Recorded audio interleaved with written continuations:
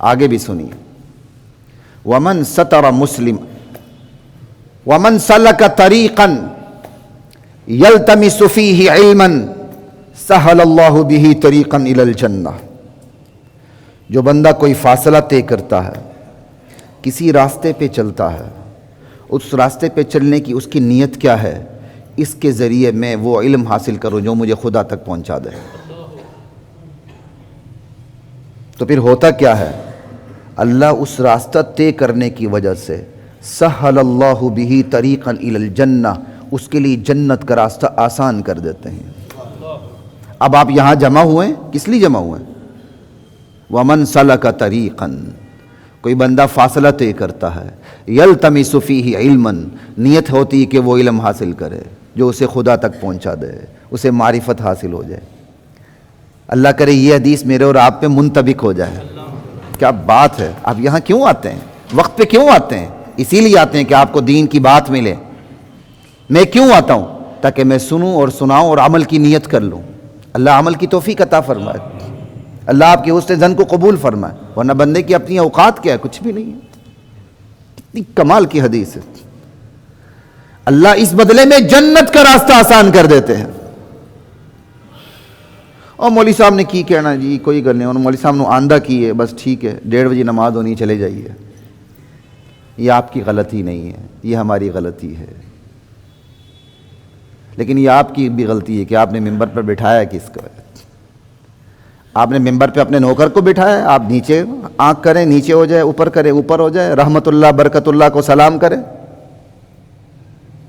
تو ایسے ہی ہوگا۔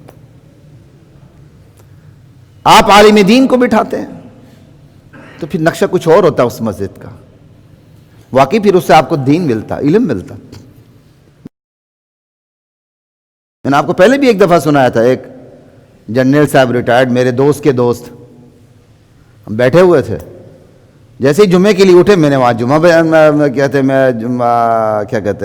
کے لیے میں نے وہاں جانا تھا، یہ ڈیفنس سائٹ کی بات۔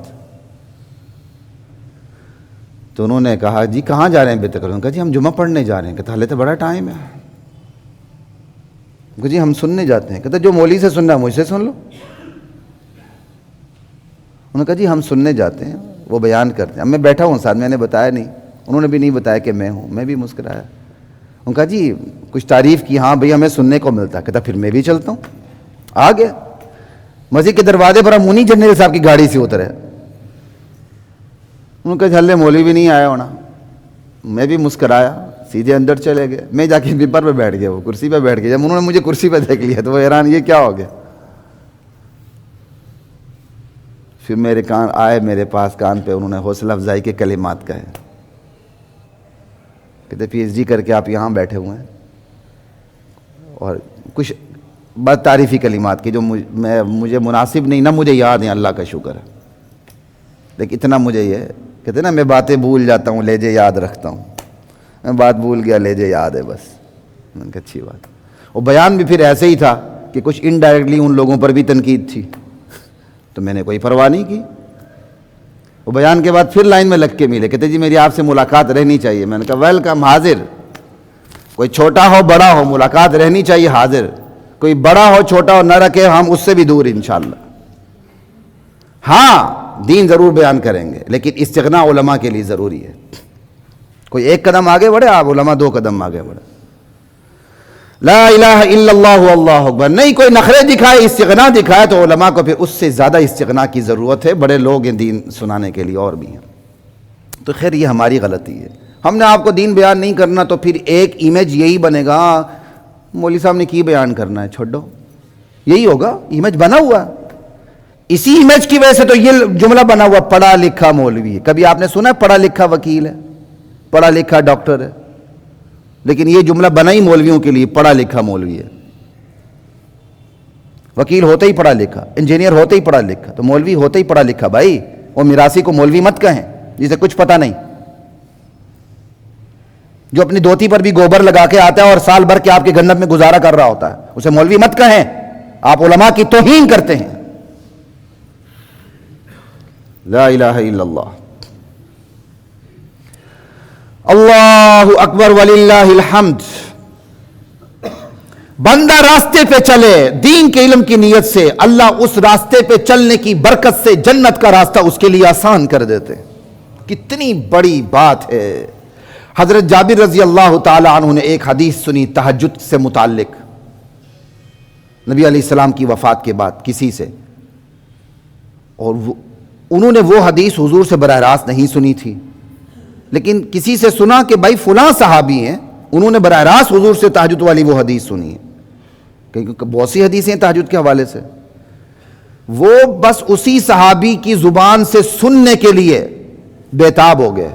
پتہ چلا کہ وہ صحابی جنہوں نے براہ راست حضور سے سنی ہے وہ دمشق میں رہتے ہیں، اور مدینے سے دمشق کا سفر 1500 کلومیٹر، لق دق صحرا۔